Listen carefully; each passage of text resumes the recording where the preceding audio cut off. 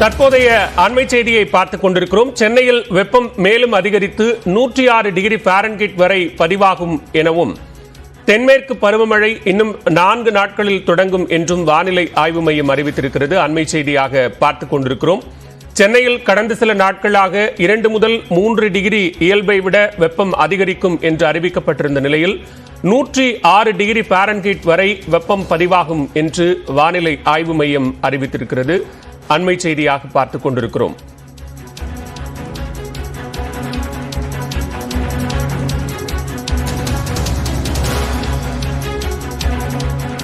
சென்னையில் 2 நாட்களுக்கான வெப்பநிலை குறித்து வானிலை ஆய்வு மையம் வெளியிட்டிருக்கக்கூடிய அறிவிப்பை அண்மை செய்தியாக பார்க்கிறோம்.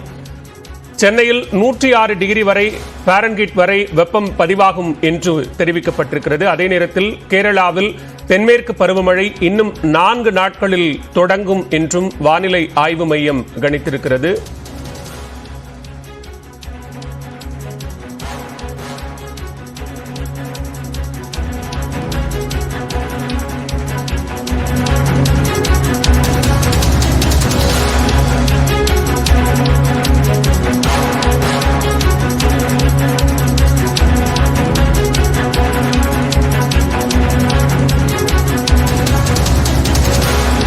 வானிலை ஆய்வு மைய அறிவிப்பு தொடர்பான கூடுதல் விவரங்களோடு இணைகிறார் சிறப்பு செய்தியாளர் வேல்முருகன். வேல்முருகன், விவரங்களை பதிவு செய்யலாம். பாலுவில் குறிப்பாக தென் தமிழக பகுதியில் ஒரு மேலடுக்கு நிலவுகிறது. குறிப்பாக தென்மேற்கு பருவமழை கேரள பகுதியில் அடுத்த 2-3 நாட்கள்ல துவங்கப்படும் என தெரிவிக்கப்பட்டிருக்கிறது. இதன் காரணமாக தமிழகத்தினுடைய ஓரிரு இடங்கள்ல குறிப்பாக புதுவை காரைக்கால் பகுதியில் லேசான முதல் மிதமான மழை பெய்ய வாய்ப்பு இருக்கிறது.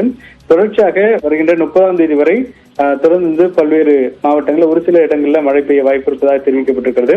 குறிப்பாக அடுத்த 3 தினங்களுக்கு அதிகபட்ச வெப்பநிலை தமிழகம் மற்றும் புதுவை காரைக்கால்ல பொதுவாக 2-3 டிகிரி செல்சியஸ் படிப்படியாக உயரக்கூடிய வாய்ப்பு இருப்பதாகவும் தெரிவிக்கப்பட்டிருக்கு. குறிப்பா தற்போது தமிழ்நாட்டை பொறுத்தளவிற்கு 40 டிகிரி வரை பல்வேறு மாவட்டங்கள்ல இந்த வெப்பத்தினுடைய தாக்கம் இருக்கிறது. இந்த நிலையில 31ஆம் தேதி முதல் 1ஆம் தேதி வரை அதிகபட்ச வெப்பநிலை தமிழகம் மற்றும் புதுவை காரைக்கால் பகுதியில் சற்று குறைந்து அந்த நாளில் குறையக்கூடிய வாய்ப்பு இருப்பதாகவும் வானிலை ஆய்வு மையம் தெரிவித்திருக்கிறது. பாலவே, நன்றி வேல்முருகன், விரிவான விவரங்களுக்கு.